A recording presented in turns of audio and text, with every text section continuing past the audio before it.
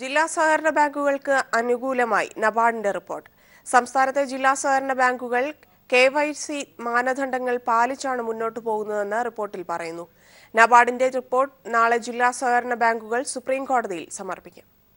സഹകരണ ബാങ്കുകൾ KYC മാനദണ്ഡങ്ങൾ പാലിക്കുന്നില്ലെന്നും അടിസ്ഥാന സൗകര്യങ്ങൾ ഇല്ല എന്നുമാണ് കേന്ദ്ര സർക്കാർ കോടതിയിൽ വാദിക്കുന്നത്.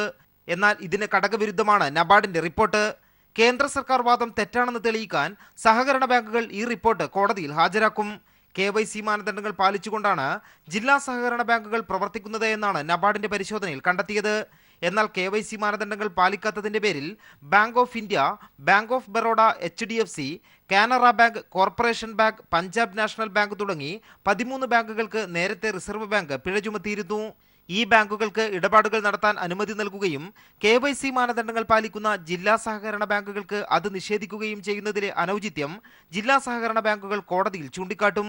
കേരളത്തിലെ ജില്ലാ സഹകരണ ബാങ്കുകൾ നൽകിയ ഹർജി തിങ്കളാഴ്ച ഉച്ചയ്ക്ക് ശേഷം കോടതി പരിഗണിക്കും.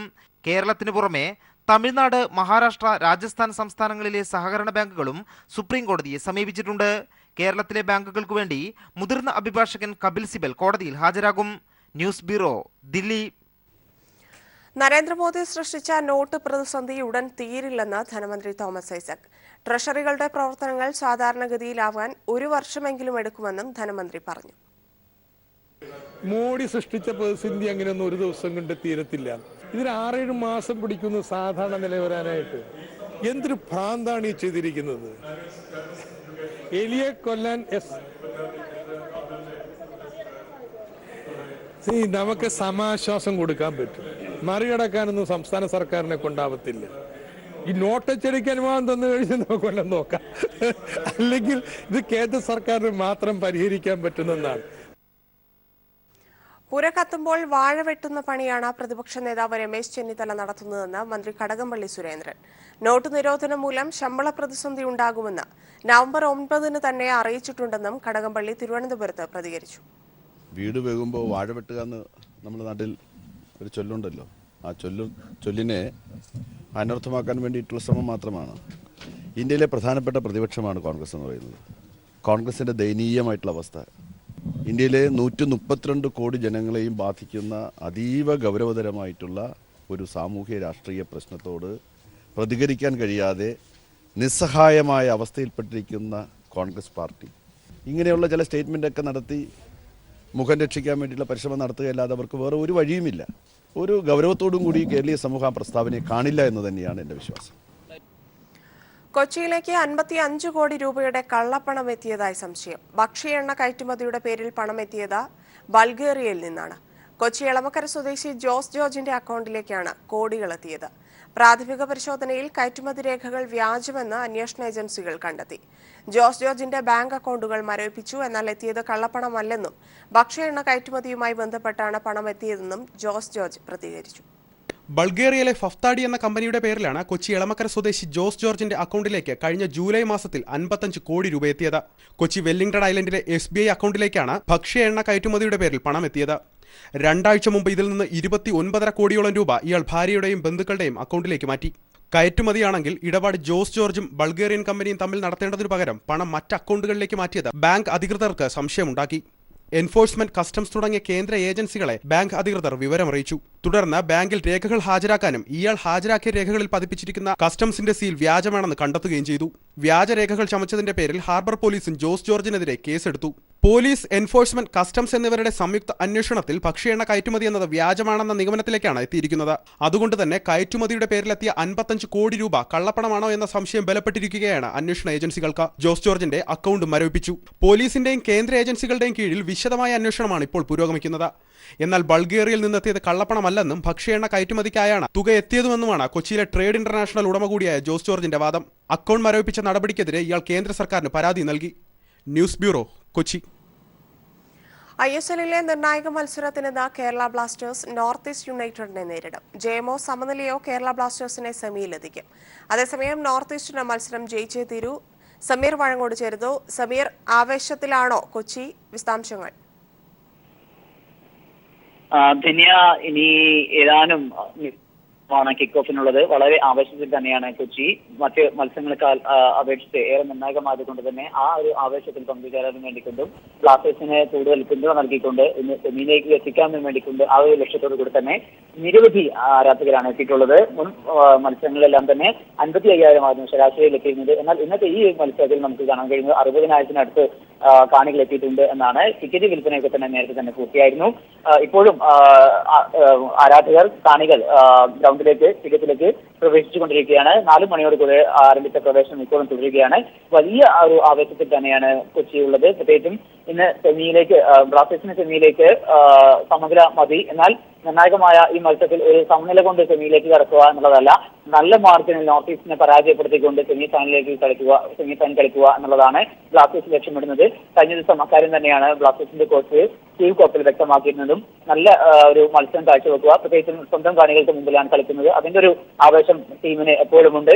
ആ ഒരു ഉണർവോട് കൂടിയുള്ള ആ കളിയിൽ കഴിഞ്ഞ മത്സരത്തിൽ ഗോഹട്ടിയിൽ നടന്ന മത്സരത്തിൽ പരാജയത്തിന് ഒരു കനത്ത തിരിച്ചടി നൽകിക്കൊണ്ട് തന്നെ നല്ല മാർജിനുള്ള വിജയത്തോടുകൂടെ സെമി ഫൈനലിൽ ഇടം പിടിക്കുക എന്നുള്ള ലക്ഷ്യം തന്നെയാണ് ഉള്ളത്. അതിനുള്ള ഒരു എല്ലാ തയ്യാറെടുപ്പുകളും കഴിഞ്ഞ ദിവസങ്ങളെല്ലാം തന്നെ നമ്മൾ കാണുകയും ചെയ്തു. എന്നാൽ സമീർ വഴങ്ങോടാണ് വിശദാംശങ്ങൾ നൽകിയത്. ISLലെ ഇന്നത്തെ മത്സരം കാണാൻ ബോളിവുഡ് താരം ജോൺ അബ്രഹാം കൊച്ചിയിലെത്തി.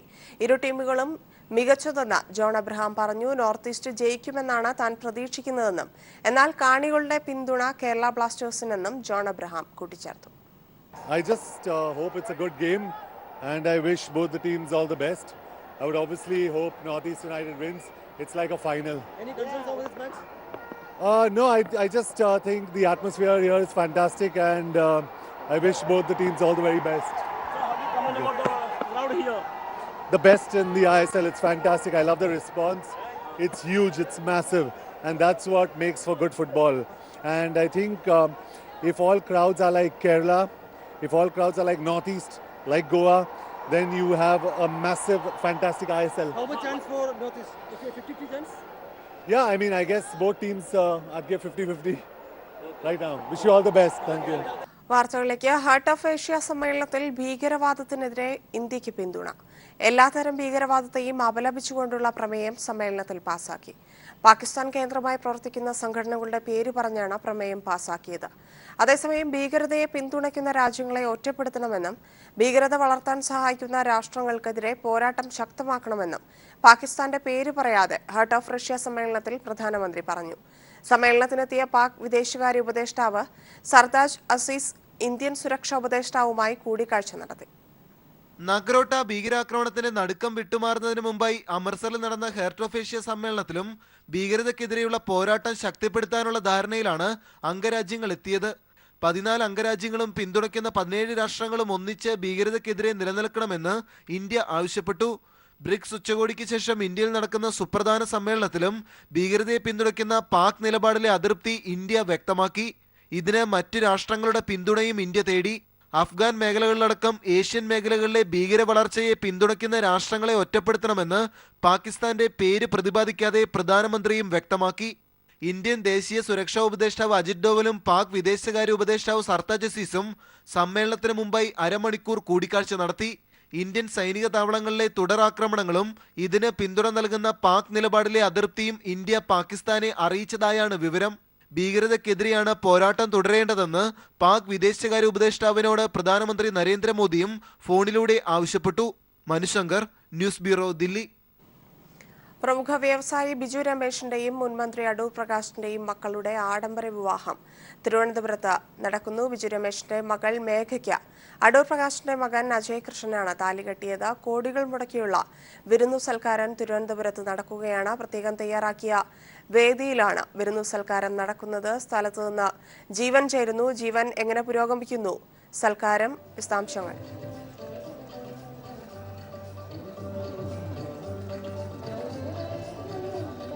ധന്യ, പ്രമുഖ വ്യവസായ ബിജു രമേശിന്റെയും അതോടൊപ്പം മുൻ മന്ത്രിയായ അടൂർ പ്രകാശിന്റെയും മക്കൾ തമ്മിലുള്ള വിവാഹ ചടങ്ങിന് നാളിതുവരെ ഒരുപക്ഷെ തലസ്ഥാന നഗരം ഇന്നോളം സാക്ഷ്യം വഹിച്ചിട്ടില്ലാത്ത ഏറ്റവും വലിയ പ്രമുഖമായ പ്രൗഢഗംഭീരമായ ചടങ്ങുകളോടുകൂടിയാണ് വിവാഹ ചടങ്ങുകൾ നടക്കാൻ പോകുന്നത്. അല്പസമയത്തിനകം പ്രത്യേകം തയ്യാറാക്കിയ അക്ഷരധാം ക്ഷേത്രത്തിന്റെ മാതൃകയിൽ പ്രത്യേകം തയ്യാറാക്കിയ വേദിയിലായിരിക്കും പരിപാടികൾ നടക്കുക.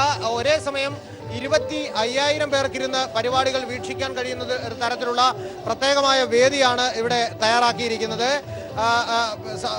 വിവാഹത്തിന് മാറ്റുകൂട്ടാനെന്നോണം വിവിധ സാമൂഹ്യ രാഷ്ട്രീയ സാംസ്കാരിക മതമേലധ്യക്ഷന്മാരുടെ ഒരു വലിയ നീണ്ട നിര തന്നെ ഇവിടെ എത്തിയിട്ടുണ്ട്.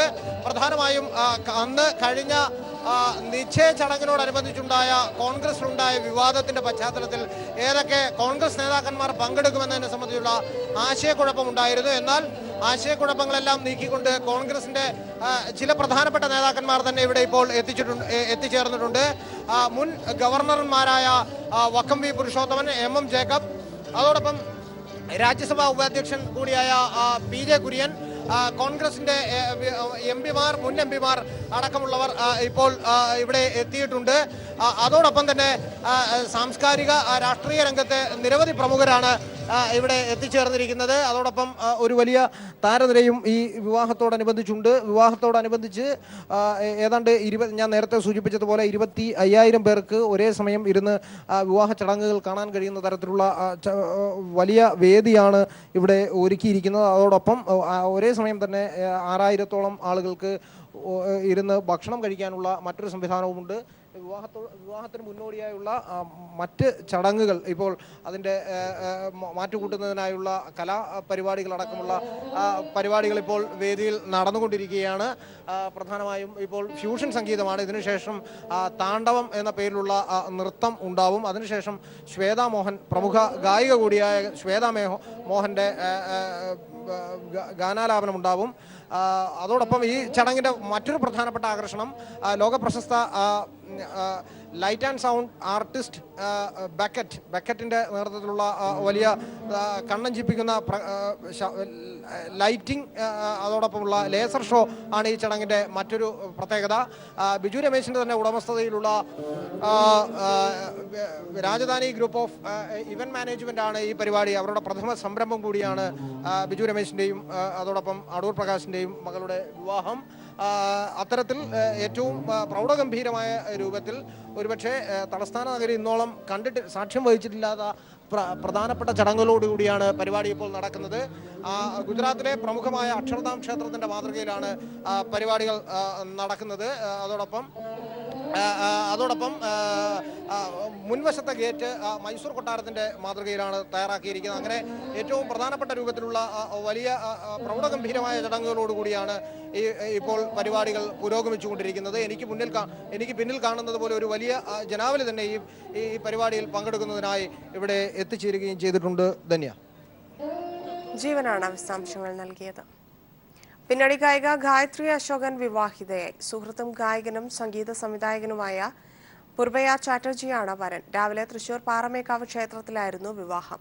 അടുത്ത സുഹൃത്തുക്കളും കുടുംബാംഗങ്ങളും മാത്രമാണ് വിവാഹ ചടങ്ങുകളിൽ പങ്കെടുത്തത്.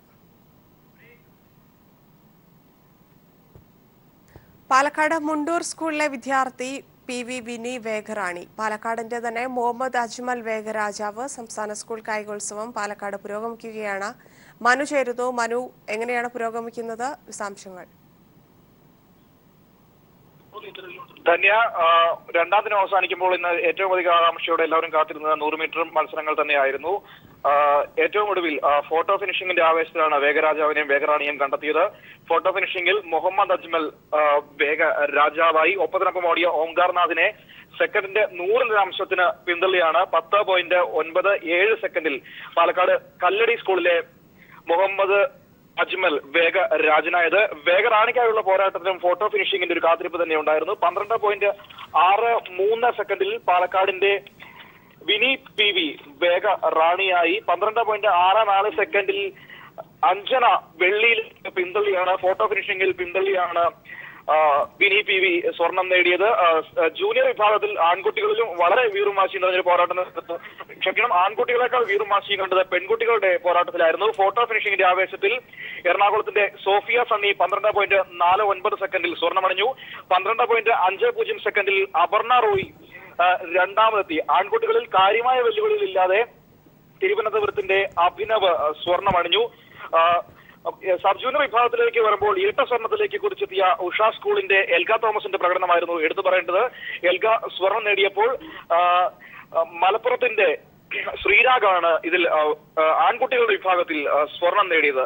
ചാമ്പ്യൻ സ്കൂൾ ആകാനുള്ള പോരാട്ടത്തിൽ മാർ ബേസിൽ സ്കൂൾ എറണാകുളം 58 പോയിന്റുമായി മുന്നിൽ നിൽക്കുന്നു. തൊട്ടുപുറകിൽ നിൽക്കുന്നത് പാലക്കാട്ടെ കല്ലടി സ്കൂളാണ് 43 പോയിന്റുമായി. ജില്ലകളിൽ എറണാകുളം തന്നെ ഒന്നാം സ്ഥാനത്ത് നിൽക്കുമ്പോൾ പാലക്കാട് ഇഞ്ചോടിഞ്ച് പോരാടി തൊട്ടുപുറകിൽ തന്നെയുണ്ട്. ധന്യ. മനുവാണ് വിശദാംശങ്ങൾ നൽകിയത്. കോടതി കയറി ഷോട്ട് പുട്ടിൽ സ്വർണവുമായി മടങ്ങുകയാണ് തൃശൂർ ഇരിങ്ങാലക്കുട GHSSലെ മരിയ തോമസ്. അർഹതയുണ്ടായിട്ടും മത്സരിക്കാൻ അനുമതി നൽകാതെ മരിയയെ വട്ടം ചുറ്റിക്കുകയായിരുന്നു അധികൃതർ.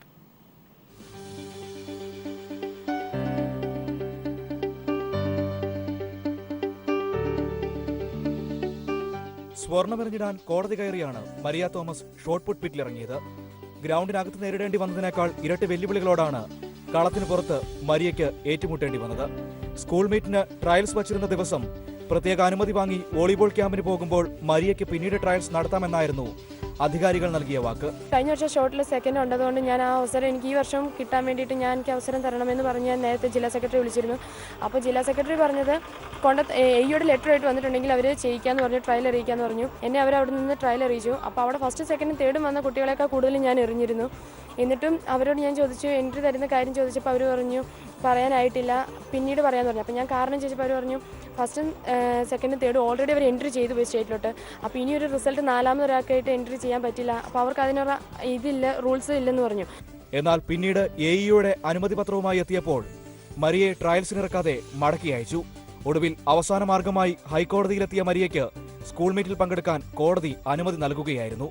എന്നാൽ കോടതി ഉത്തരവോടെ എത്തിയിട്ടും മരിയയ്ക്ക് മത്സരവേദിയിൽ കയറാൻ പിന്നെയും കാത്തിരിക്കേണ്ടി വന്നു.